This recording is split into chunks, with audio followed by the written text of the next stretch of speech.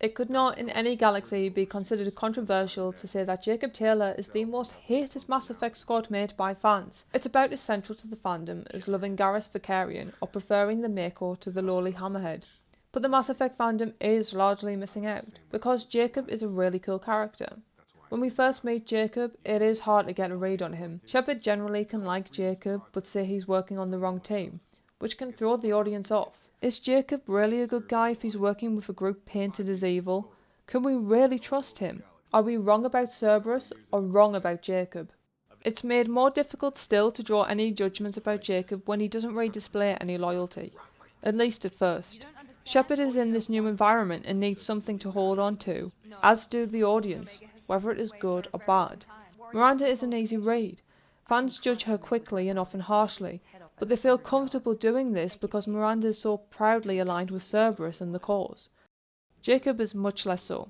He's friends with Miranda and clearly he cares about her, but he also states that he won't hesitate to walk out on her and Cerberus if the elusive man goes too far. It's made more complicated too by that Jacob never states what his red lines are. This is in deep contrast to Shepard, who throughout the series is the person that stays loyal and is always there for friends.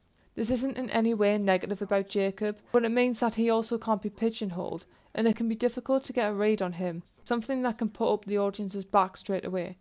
They want to know who to count on. But Jacob's non-committal stance to Cerberus is entirely indicative of his strong moral compass. In the first Mass Effect game, we saw Shepard bond with all of the squad mates. This was an elite team, yet where are they? Surely Aura hands over Shepard's body, but that's it. Pretty much every one of them have abandoned the fight with the Reapers. They've turned their backs on the biggest threat the galaxy is facing. And what Shepard died fighting against. Jacob didn't even know Shepard, but got sick of the bullshit of the Alliance, who were doing nothing. He had a good job and respect as a Corsair, but Jacob knew that wasn't enough.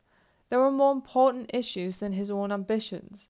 Like Shepard, Jacob chooses to be in this fight regardless of anything else, simply because it is the right thing to do for the galaxy. Perhaps that's why Shepard can trust Jacob so easily and so quickly.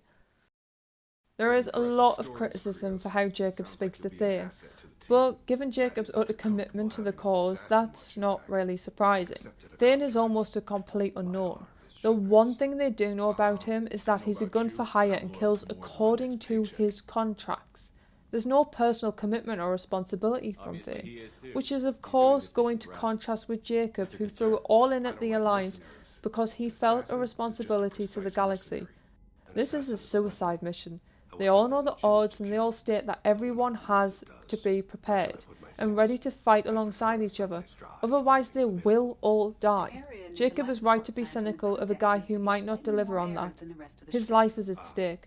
All of their lives are on the line. It's better to be proven wrong and have Thane rise to the challenge rather than be naive and go in underprepared with someone who could be a liability. Besides, plenty of members of this series don't get along. Javik wants EDI and Legion dead. Ashley is hostile to pretty much everyone at the start. Legion and Tali get along even worse than the Montagues and Capulets. Jack and Miranda would almost rather kill each other than Reapers. Even Kelly doesn't get along with Samara. They all have their issues, but that shows how committed they are. Of course, they won't be best of friends at first, or even at all. But they do win each other's respect and learn to work and fight alongside each other. It's simply unfair to hate Jacob for not getting along with Thane when half of the characters are busy falling out with each other. Jacob's outspoken nature is a real asset for Shepard and the entire team. It's fantastic for leaders when people will come up with ideas about how to do things, and then respect and follow the orders when the leader comes down on the other side. And that's exactly what Jacob does. He gives his input based on his experience, and when Shepard overrules him, he'll salute the commander and just get on with the job. No hurt feelings, no egos. He just wants to put everything on the table so they don't miss anything. It's an element Shepard really misses in Mass Effect 3.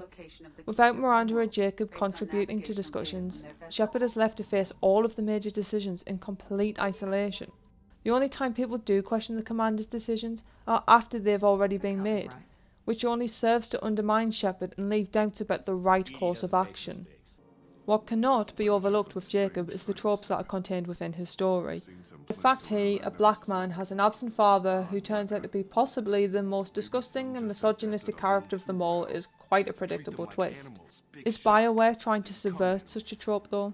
Well, while there are a lot of characters with family issues and abuse as a backstory, and most of them are tackled in an empowering way, overcoming any real cliché, Jacob's doesn't really. It's just poor writing on his background. While Jacob does deserve a better storyline, and a writing team that considered hiring sensitivity readers at the very least, the content regarding his personality is largely okay. Yes, there is an issue with the fact Jacob is the one character who can move on from Shepard, but he shouldn't be hated for that choice. It actually would have just been nice if more characters had that option. Is it cheating? Well, we don't actually see the discussion about their relationship when Shepard goes back to the Alliance. And Shepard and Alenko are, for instance, just two other characters who can have relationships after saying they were in love with someone else. If we are going to address the problematic writing around that storyline, then we also have to address Shepard. Where is her hate? Shepard is, by default anyway, a white woman who physically assaults her ex-partner. That's not to say Jacob shouldn't be called out, but it's interesting who the fandom decides warrants calling out.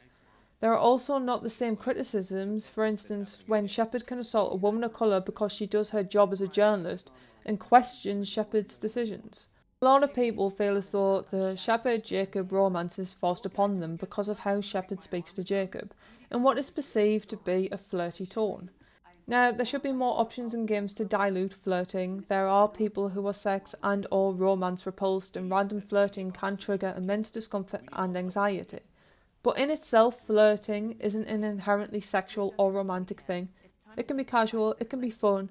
Why do we get so upset that a woman has the confidence to be a little playful with an attractive man?